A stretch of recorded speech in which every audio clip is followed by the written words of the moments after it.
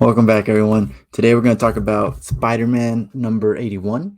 I think I'm going to give this one a 3 out of 5. I'm not very impressed by Miles. I'm not very impressed by Ben. They both kind of let me down in this issue. So, again, 3 out of 5, which means it wasn't great. It wasn't horrible. It's just in the middle. Each Spider-Man did something that I didn't really appreciate. But at the end of the day, they did save the day. So, bonus there, I guess. Before I get started, though, I do want to tell you to read the description because there's going to be giveaway details in there. I've decided I'm going to do the Gwenon versus Carnage number 3, the David Nakayama variant with Black Cat in her black suit. So um, that's going to be the main prize.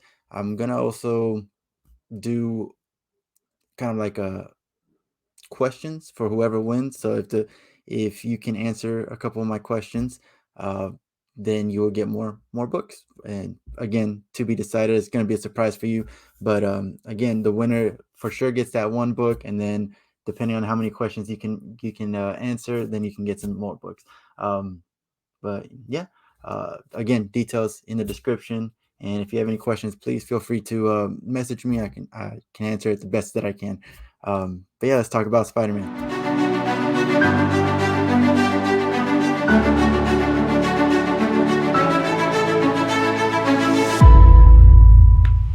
All right, to start this out, of course, we're going to talk about the cover. We got Miles in his horrible new suit.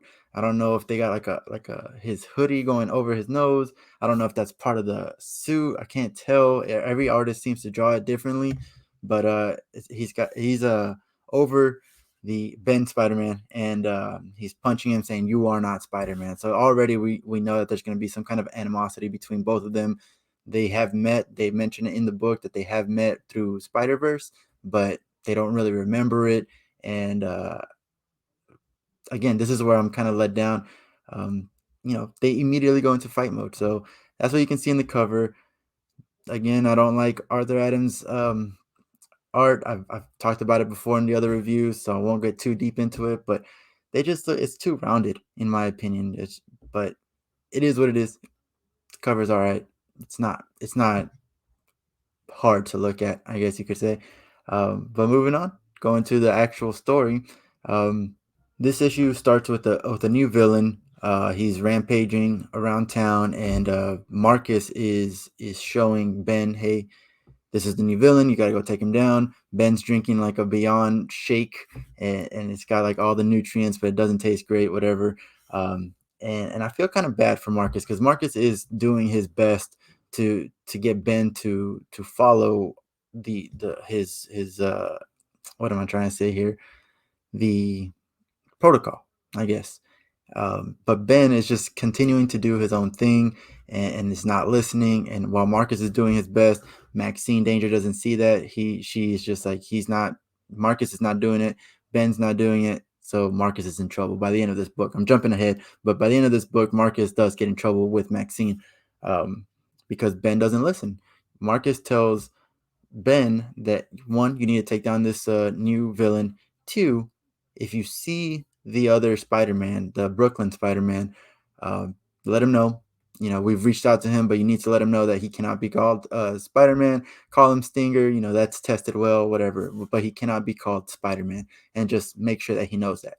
Um, and Ben's like, yeah, I'll do my best. But by the end of this book, Spider-Man acknowledges this Spider-Man, and he even says, "Hey, I'll see you later, Spider-Man." Like, so he does continue to call him Spider-Man, and doesn't even bring up the fact that, hey, you need to go by something else, because Ben acknowledges Miles, and they're both Spider-Man, and they're both doing their best to protect the people. So, but Maxine doesn't see it that way. It's all legal, and at the end of the day, Ben did not do his job, and so Marcus is the one that has to suffer the consequences. I mean, he went on leave. She says he went on leave or like a suspension, but we don't know what actually happened to him. I don't really trust her. I feel like maybe she did something to him.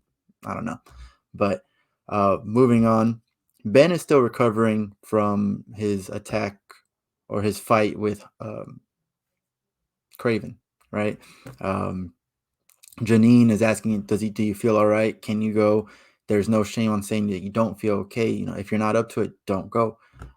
And Ben, in a very surprising fashion, says, you know, before I would have got mad that you said that. I would have been angry because you're basically saying that I'm too weak. I'm not as strong as the original. I can't take it, things like that. But now I know that it's a blessing to have someone ask those questions, to someone worried about me. And now I need you to know that I truly do feel okay. This is not bravado or anything like that, but I do feel fine. I can make it, and I'm gonna go stop this creature. He's starting to like really feel better and come into his own with this Spider-Man role, which is really great to see.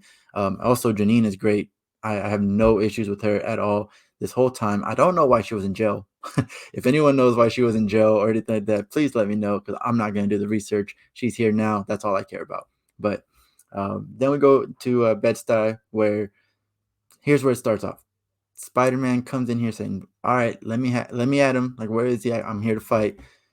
And there's firefighters, paramedics, and all these other civilians basically saying, "The monster's not here. This is just the aftermath. We're just looking for our things." There's an old lady looking for jewelry. People are trying to find survivors, things like that.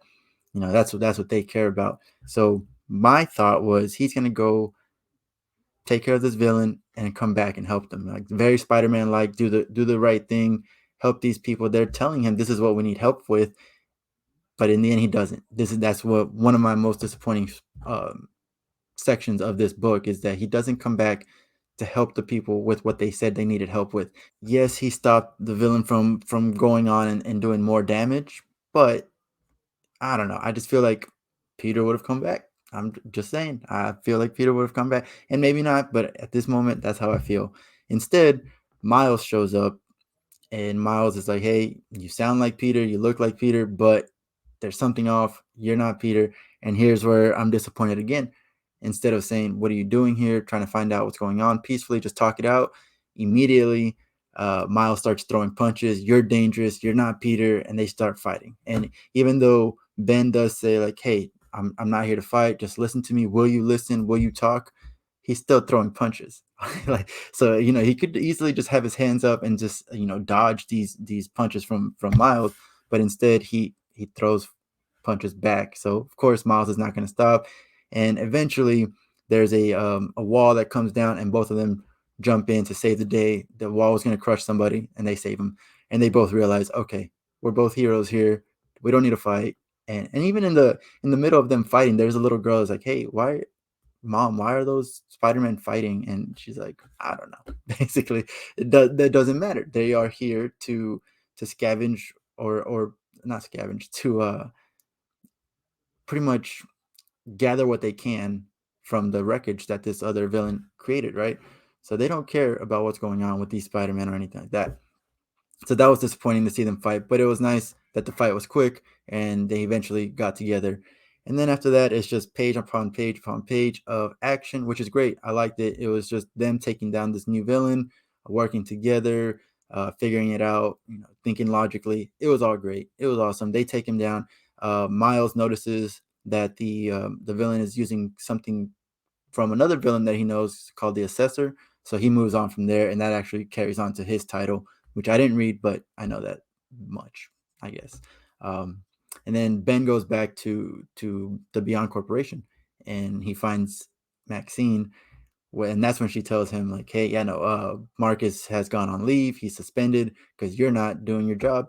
And Ben does fight back. He's like, "What do you want me to do? You want me to threaten a teenager? I'm not going to do that. He is Spider-Man, and he deserves the title, right?" So Maxine doesn't see it that way. It's all a job. It's all legal paperwork. She's bad news for sure, but we just don't know what she's doing. Um, and it ends with her showing like a vial of the stuff that this new villain um, had. So like, there's something here with her. Like she's saying, and I'll read it right here. So we have an octopus problem. So yeah, what's his name? Doc Ock. He's apparently sniffing around Beyond Corporation, and she says, "All right, if he decides he wants to push it any further, we have a solution." And it shows what that new villain had like a little vial of it. We don't know what it is. I had someone tell me what that was because it kind of looks like it could be the symbiote. It could be Carnage symbiote, I guess. What was another thing I was thinking? Honestly, I didn't know. I didn't know what it was, and I figure I'll find out whenever I find out. So, but that's the issue. That's how it ends. Again, 3 out of 5 because it was good and it was entertaining, but at the same time, it was disappointing on some points from Ben and Miles. Both of them didn't do what I would have wanted to happen. But the story is thickening, the plot's thickening, and hopefully we go away from these 3 Spider-Man titles a month because it's a lot. But at the same time, I want this story to pick up. I want to see what's going on. I want to know what dangers are coming because right now it's just a bunch of mystery, which is great. But this has been like, I want to say 5, 6 issues of mystery. Let's start going a little bit more. That's basically what I want. But yeah, no, let me know what you think. Again, look down on the description for the giveaway details. And other than that, thank you for watching and thank you for listening.